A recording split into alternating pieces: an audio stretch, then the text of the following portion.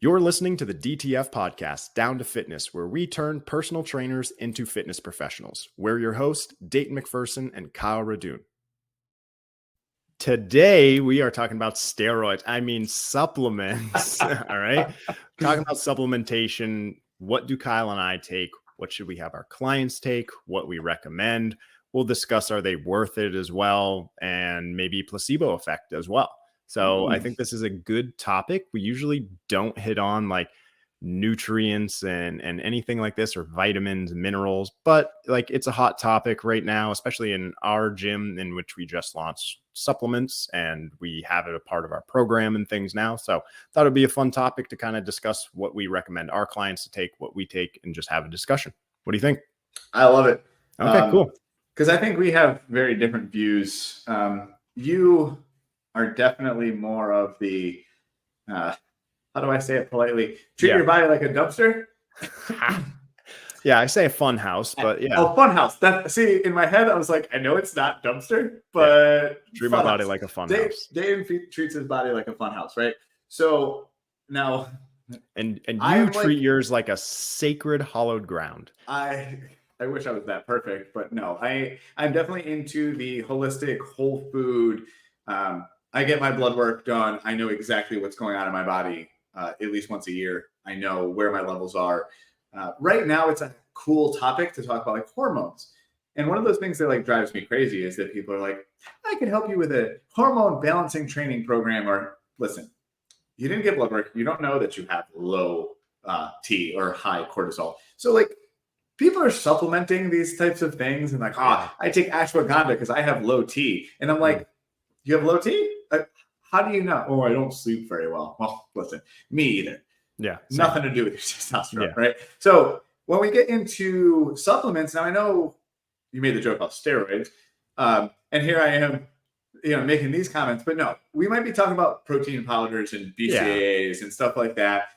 But I start with the hormones and things because it started there and everyone was trying to fix their hormones and do these supplementations. And it's worked its way all the way down to like every little old lady needs like a thing of BCAAs.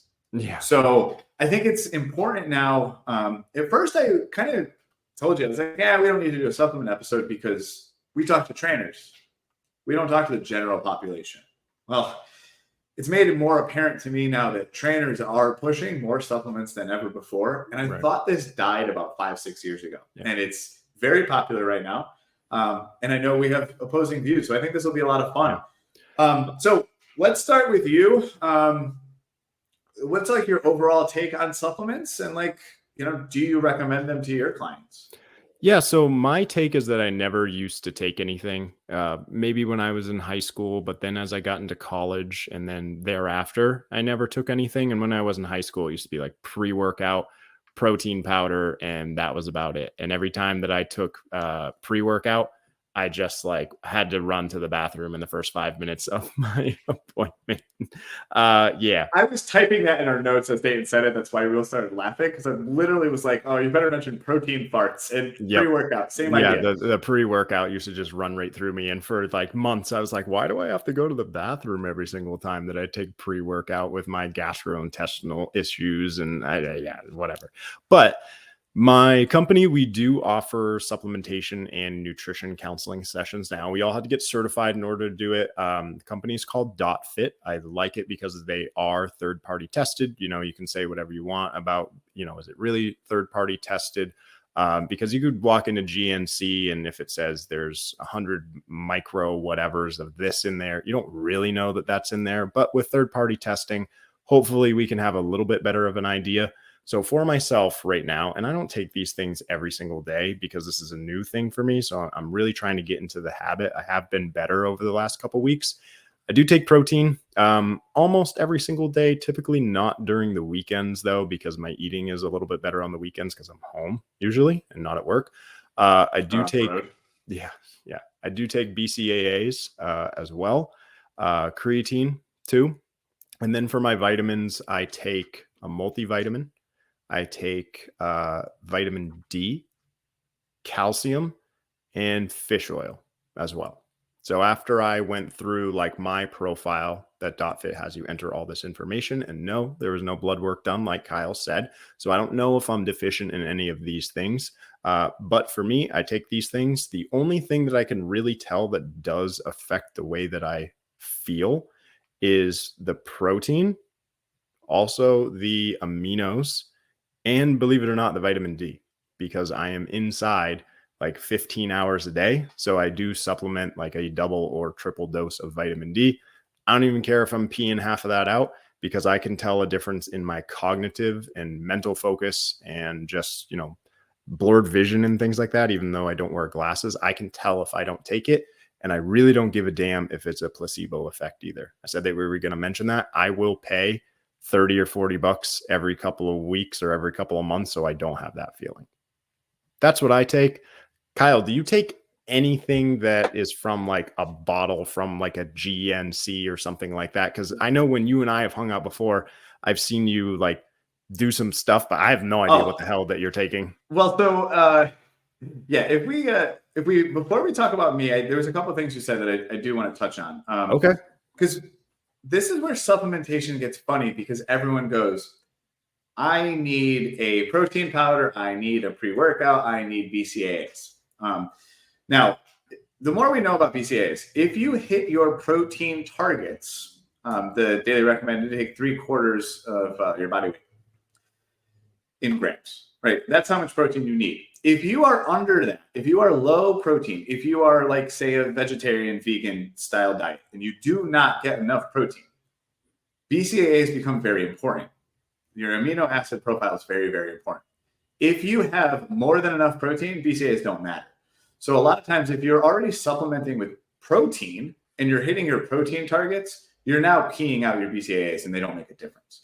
If you do not have enough protein and you only take BCAAs, you don't need as much protein. So some folks that maybe they can't digest that much protein or eat that much meat, maybe the BCAAs become a more important supplement, but that becomes very, I think, way less important, and focus on the protein.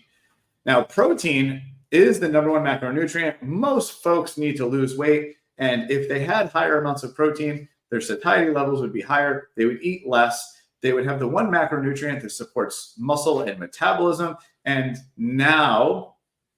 also, protein's hard to find. Find me one random person off the street that gets enough protein, and I'm going to tell you that there is no way in hell. Yep. If you're a 200-pound male and you are eating 150 grams of protein, that is basically 6 chicken breasts a day. It's a lot. Palm-sized chicken breasts a day. Yeah. So your clients aren't getting that. Protein supplements become the absolute answer, hands down. Yeah. The way I like to use them, though, is more of at the end of the day. I think a lot of people like wake up, chug down a protein shake. I believe the protein shake should be at the end of the day. You're sneaking in, I'm 20 grams short. I'm not going to eat a meal at 8 o'clock at night. I'm going to maybe have my little chocolate snack. So it's not something I'm going to depend on. Now, the last thing I would say with that is I made the joke about the gastro issues and like the protein farts and pre-workout poops. If your supplement runs through you, it is not good for you. Nope. If you chug down a protein shake and you run to the bathroom, you have a dairy intolerance, go get rid of the whey. Go find the beef protein, right? Yep. More expensive, but again, yeah, dairy becomes one of these things that I will never forget. Being like 18 years old, the locker room, we all are chugging down our protein shakes after the big workout in the gym. And like 60% of us are running off to the bathroom. And the other 40% is like, just drink it. It's normal. Well, that's because 60% of us all had dairy allergies and no one really noticed it until we all got old. Right. Yeah. So like the protein thing, I get, yes, you need it. Just be careful of what it does to you. Like, don't just avoid that. If every time you drink a pre-workout, you can't get through your third exercise without shitting your pants, like it's obviously the caffeine's too much, or it's not for you. So pay attention to the way these things are reacting in your body. That becomes very important, and that's more important than anything else, because otherwise it's expensive poop and pee that just comes out of your body. Now, so sorry for being gross there, but there's some truth to the GI stuff. Now, for me, what do I take? I I have gone through some extensive testing. I tend to be lower in zinc, vitamin D as well. Fun fact about vitamin D, I live in Florida. I get the sun all the time. And I don't work in a corporate gym. So I'm not under fluorescent lights. I'm not inside. I actually am literally working outside most of the time, like garage door type outside. Why do I need vitamin D? Because I have darker skin. As an Italian, when I first go out in the beginning of the year and I'm a little pale from the winter, I get a lot of vitamin D. The second you get a good tan, the sun bounces right off of you and you don't absorb any more vitamin D. So actually the really light skinned folks get a lot of vitamin D from a small amount of sun.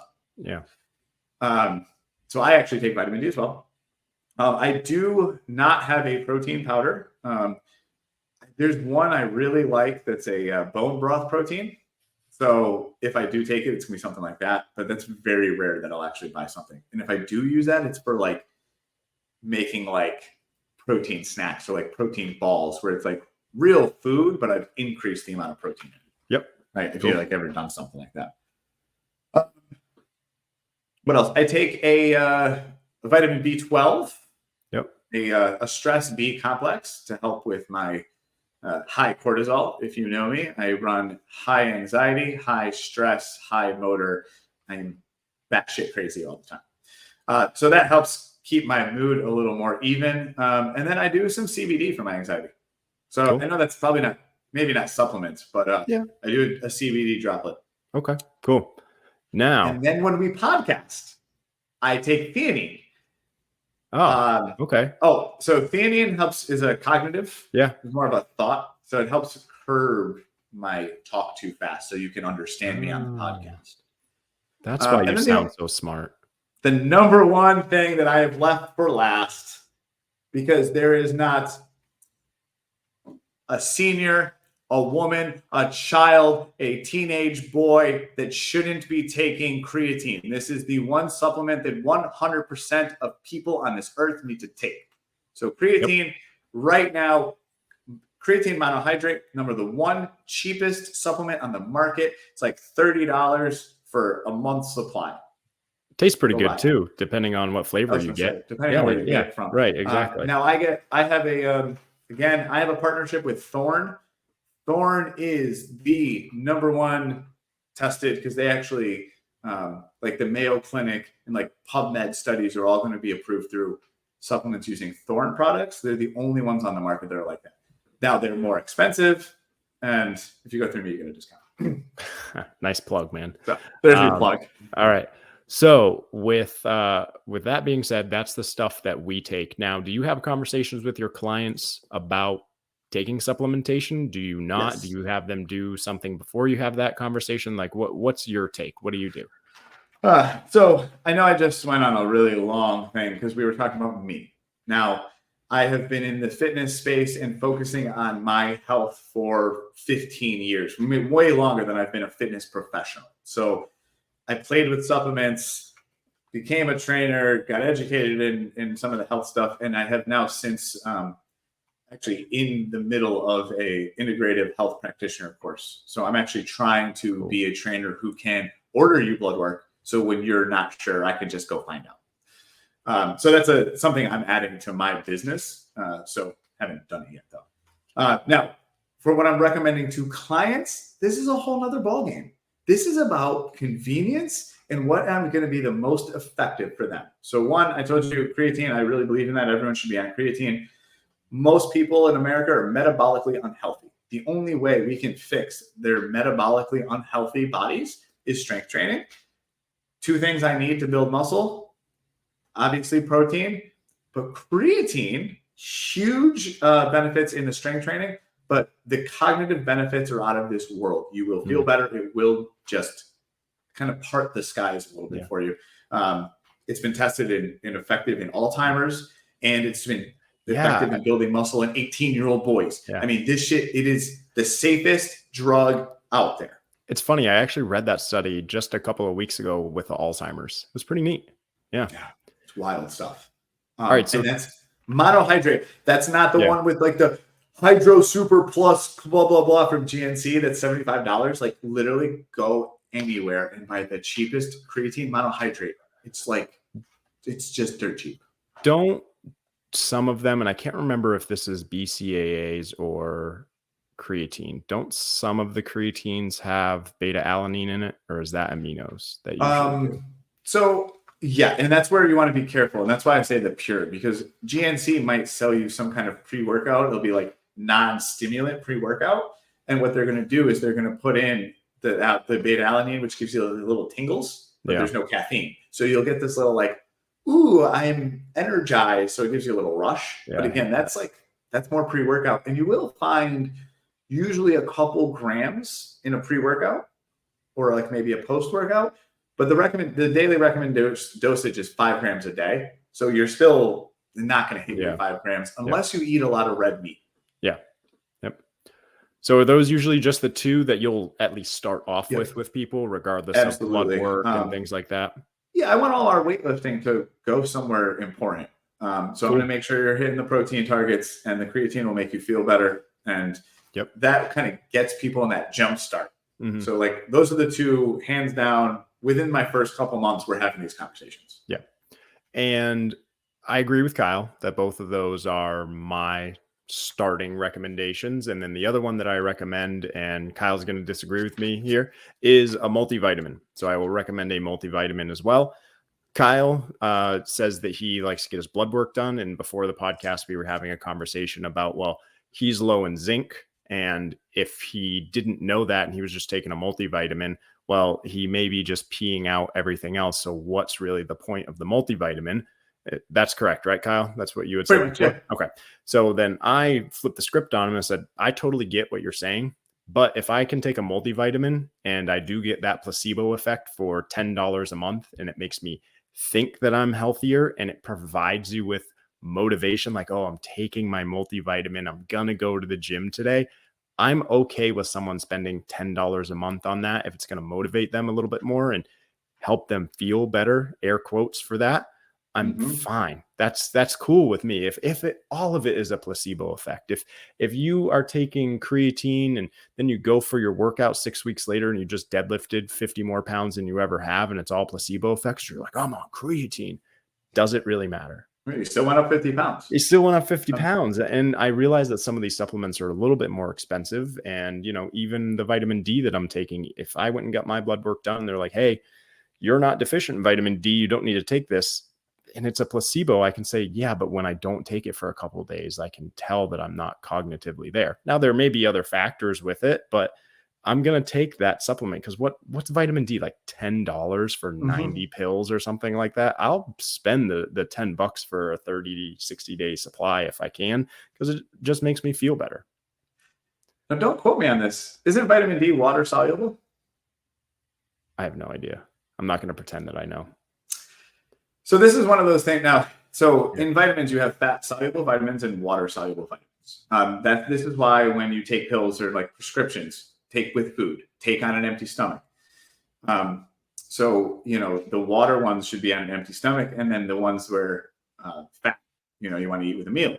Now, multivitamins tend to have different types of vitamins. So if you eat it with a meal, the ones that are supposed to be water soluble, they never actually get absorbed into the body. So then you just kind of poop them out or pee them out. So I always tell people that multivitamins are expensive pee. Because in a way, it kind of is. You're throwing everything at your body and seeing what sticks. So again, no harm, no foul, right? So very few people are going to be so high in, one vitamin that it causes like an issue. But to go back, I don't remember if I said this earlier or not. Supplements equal motivation. We talked about another episode that motivation was like not real. Yeah. Also like supplements. When I will tell you right now, the most fit, the best physique I have ever had, I was taking the full gamut of supplements. The multivitamins, the fish oils, the proteins, the XYZ, I had it all. The testosterone boosters, and I'm like in my 20s. Like, what? I was taking all of that. I was spending $800 to $1,000 a month on my entire countertop of supplements. I was in the best shape of my life. But why is that? Was it because I was taking the supplements? Or was it because I just spent $1,000 on getting healthy and fit and I wasn't going to skip the gym after taking all those damn Right. supplements? Yeah. So I was doing every single day. Did the supplements allow me to recover so that I could work out every single day? Hell yeah. And this is where supplements work. If you're going to work out twice a day, 7 days a week in like an animal, you will not recover on your own. So you need supplements to get you there. So if you're going to be someone that's going to like really take on this as like a sport, or your client is doing 2 days, they're running in the morning, they're lifting in the afternoon, they're doing practicing for a triathlon, and they're swimming and biking. Listen, you better be on all the supplements because you need every little smidge to get better. Yep. But when you are 40-year-old mom with 2 kids just trying to live her life, don't spend the money on the supplements. And I will have a hard time spending the money on the supplements for those people. You don't need to take fat burners and all that good stuff if you're just going in and doing some arms that day. Dude, I used to live on hydroxycut when I was 18 to 24. Man, no way. They pulled that off the shelves. People were dying left and right. I lost like 50 pounds. The other thing that I think about is, if you buy all the supplements, you go spend $50, $60 at GNC, whatever it is, even if those products don't work at all. If it says it's got 50 grams of protein and it's really got 5, because they can say whatever they want on those bottles, that will provide you with more motivation to go to the gym, which is great. And I thought about it. It's like when you go and buy like a new outfit back when like we were in high school and college, right? And then you would go to your first day of school with that brand new outfit on, and it was, $150 for the shoes, $200 for the pants, whatever that it may have been. Weren't you more confident, and didn't you have a better day because you were in your new stuff and you're like, hey, look how cool I am? I mean, even if you hated school, you were excited for that. You were excited. Just the same way, if you buy all your supplements, you're excited to go to the gym, and you'll go in, and showing up and being consistent is the hardest part about exercise. So if that's going to help you be consistent and step your foot through the door, then that's a victory, no matter if you're spending a couple $100 a month or $10 a month on multivitamins. That's a win for me. Yep. And trust me, this whole episode was not to be like, oh, this works, this doesn't work. If you're taking this, like, that doesn't make sense. If you take it and it makes you feel a little bit better, keep taking it. Yeah, I think that's a great way to do it. If it makes you feel better, then keep taking it. If you're like not broke, I think that's the other thing too. Is like I saw kids like back in the day, we would like collect our lunch money to go buy protein powder. Like you'd split it with your friends. Money, the money thing to me is important, because if you have money to blow and you just want to spend money on stuff, like and I'm into this so much that like I'll just try supplements to see what happens. Right. But like I will never sit here in front of you and tell you that you should take them. So I'm not saying that like I would never put that in my body, but you definitely have to pay a little more attention to it. That's all. Very true. And I wouldn't necessarily like, like you said, like harp on the supplement thing or like right or wrong or this and that. But if you do have some questions, there is a little more right and wrong than I think most people kind of let on to. And I'll be the first to admit that I am not a supplement expert. So if I said anything and you don't agree with it in this podcast, you're probably right and I'm probably wrong. So don't hold that against me, please. We train trainers. We've never said that we were doctors. We've never said we were dietitians. Nutritionists. We get people moving and we sell them on big programs. So this episode's a little out of our wheelhouse. Yeah. My last comment that I wanted to say, and we'll leave it at this, is that if you eat a whole, all natural diet of all macronutrients, including meats, carbs, fats, all of them equally, and you maintain a proper caloric intake, you will get all of the things you need. The reason why I told people that creatine is the #1 supplement is because so many people right now are trying to avoid meat because they think meat is bad. Creatine comes from red meat. If you don't want to take creatine, eat red meat. There are these basic things that we've skipped out on life. You don't need to take a fish oil if you ate grass-fed meat. Yep.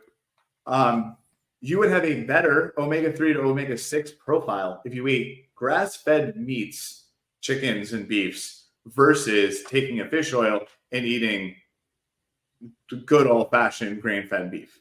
So If I had the choice, I would not buy the supplement and spend the extra couple dollars on better meat. And I would eat the meat because I'm going to chase whole, all natural foods.